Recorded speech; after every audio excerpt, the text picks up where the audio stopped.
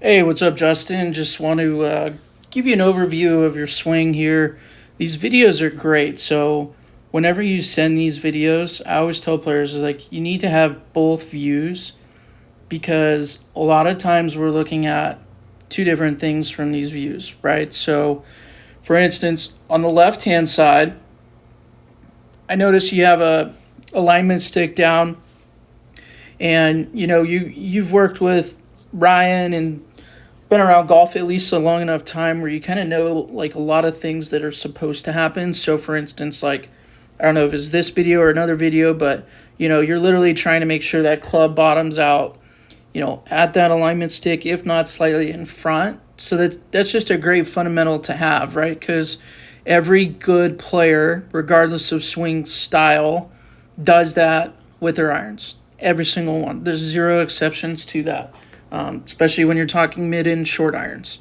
So that's a skill that every player needs to be working on. So love that. Got a lot of good setup things. I think, where I can help you is you want to hit a high draw, but the way that you move your body, which therefore kind of moves the golf club, is way more of a low fade swing than it is a high draw swing. And so I'm going to use this video to kind of give you an idea of what I mean by that. And then more importantly, how can we start to move the body so that the golf club will behave in a way that a high draw pattern can be created more often than not, right? Because that's the name of consistency. So I would say where it kind of starts is in your backswing. You'll see that the club goes back a little bit shut and maybe just a touch inside. And then as we get to about right here, we'll see that the club, it gets a little bit flat, meaning the butt end of the club points a little bit outside the golf ball. And this is more physics of golf and club, which is kind of my world.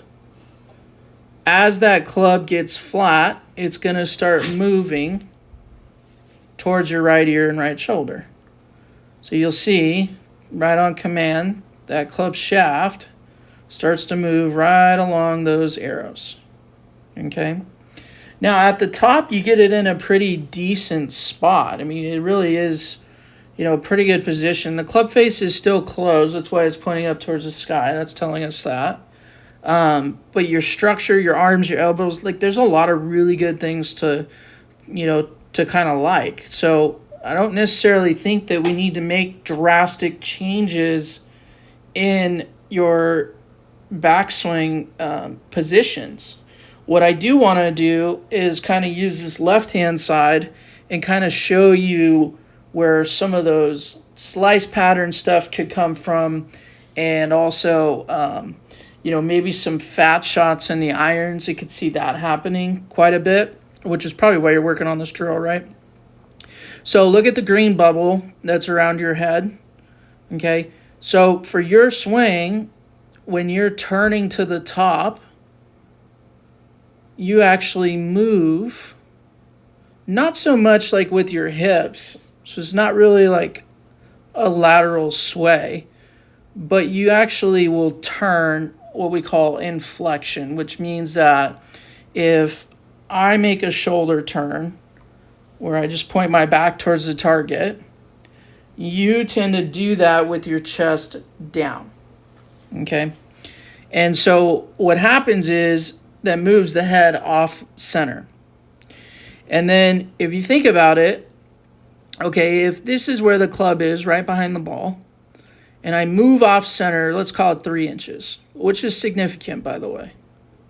I now need to move at least 3 inches in order to get that club, close to where it was back there before. So I go from being in the center of the bubble, I move out, and then boom, here's my transition where I'm going to try and get this to move in.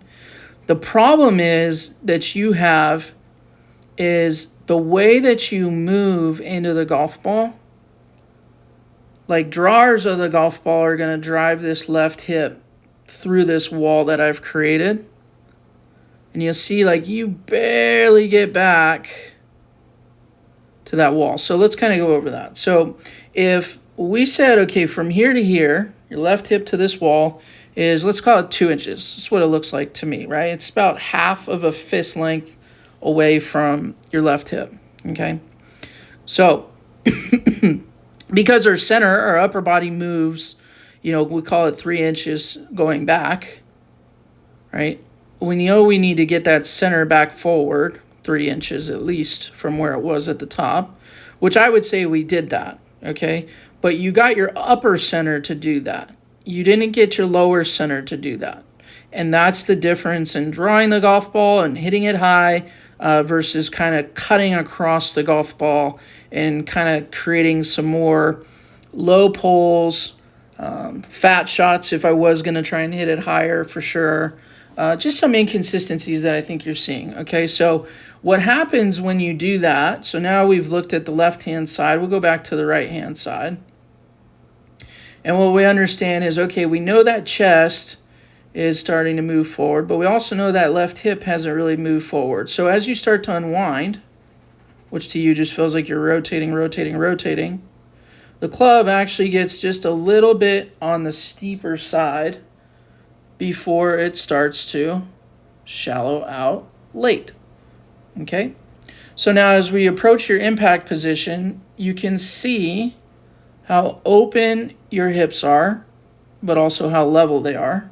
You can see your chest and your shoulders are also pretty open.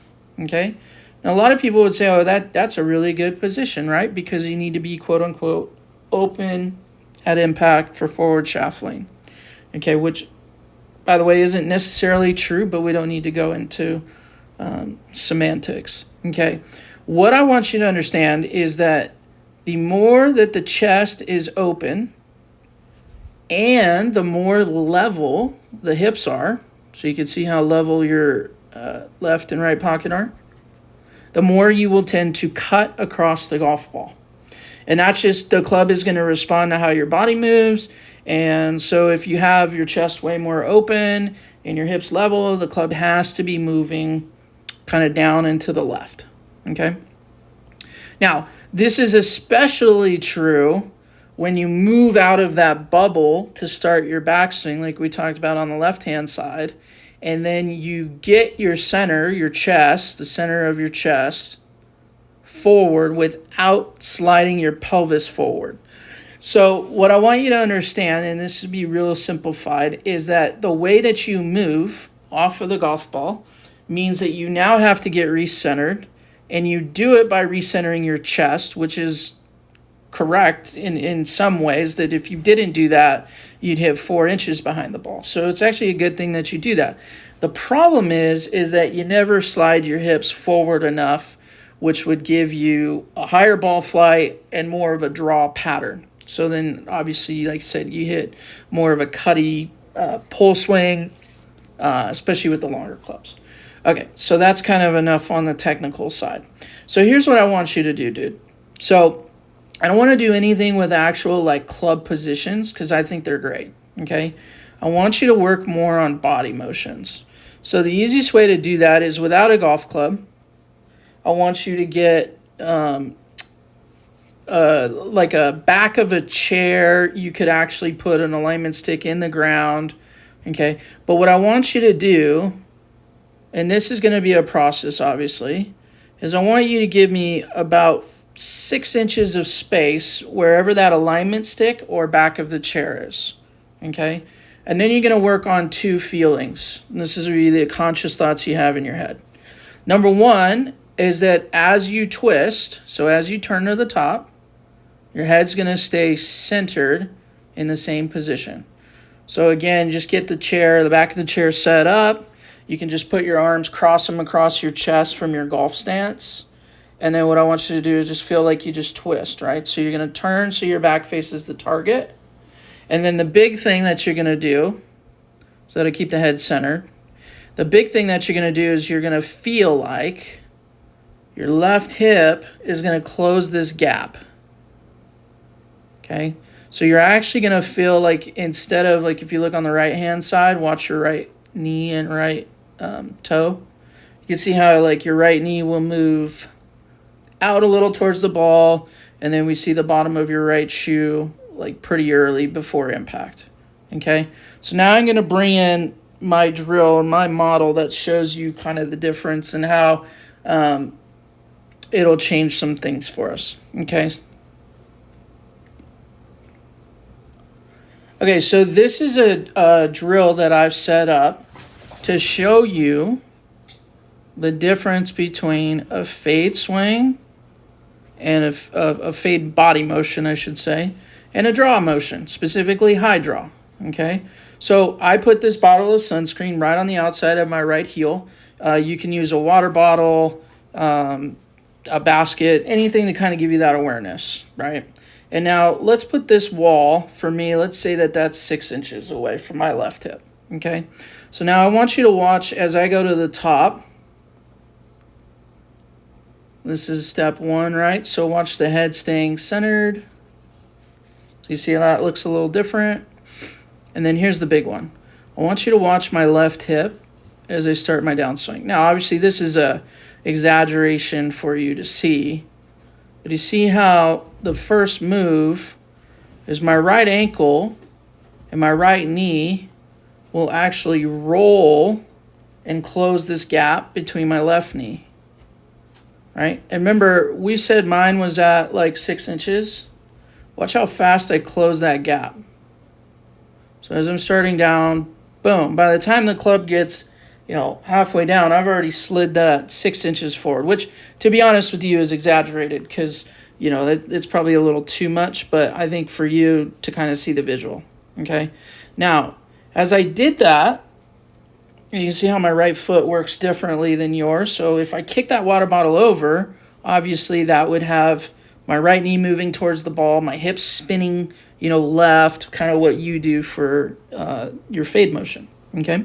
But I want you to notice that when I do that, when I move my right foot, kind of, bank it or roll that right ankle, look at how much more tilt in my right shoulder and my left shoulder compared to you. So let's get rid of some of these lines and take you to the same position. So there's my 6 inches. Let's do it in this. There we go. We'll take you down to right there. Okay. So you can see, just look at how much more level your shoulders are. Okay. Now, I will tell you that if you go back, move the head this way, and slide the pelvis 6 inches forward, you will tend to hit it fat. You'll hit it much, much higher, more draw kind of stuff with a driver, right? Because you can get away with hitting behind the ball there. But like with an iron, like you've got to have your head, more centered. That's why there's parts and pieces to this that we have to understand. But what I'm trying to show you is the difference when I finish. I still have that right shoulder lower than my left. Now, you can't see it from this view, but my right hip is also a lot lower than my left hip, right? So when you come through the ball, you're level there. You'll kind of get a little bit of tilt. That helps shallow you out, but that opens up the face, brings in some fat shots. And then as you start to come through, you're going to see that right shoulder versus left shoulder work differently. You're going to see that you don't have the inclination in the hips. So this is a more in-depth lesson, especially for your first one. But I want you to start understanding how if you move your body correctly, you can actually get the ball flight to do things for you, which in the long term actually eliminates swing thoughts, right? So again, let's go over your drill. So 6 inches, your left hip from the wall or an alignment stick. Head feels like on the backswing, it stays way more over the golf ball.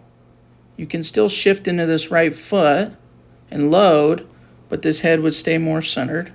And then I think the big thing is your pelvis needs to feel like it slides forward. And this right knee will move towards this left knee. This right ankle will roll. Any one of those is going to be good for swing thoughts. And by the way, it's that action, pelvis sliding forward, right knee moving in towards left knee, ankle rolling, all of those things that controls my hitting motion. And the arms just follow that. Okay, so practice that drill. You put a water bottle down on the outside of your foot. Combining any of this stuff is obviously great, but I would just at home, right now, just get the back of a chair, and I tell people it's a full fist and a pinky away. That's, roughly 6 inches. And so when you do that, you can start to practice the head feeling centered, the hip pushing and sliding into that wall. That head will stay back more, create a lot more side bend and tilt, and then you'll be able to roll that right ankle as opposed to kick that water bottle over. So let's focus on the body motions, and we will see higher draws as a result. Send me more videos.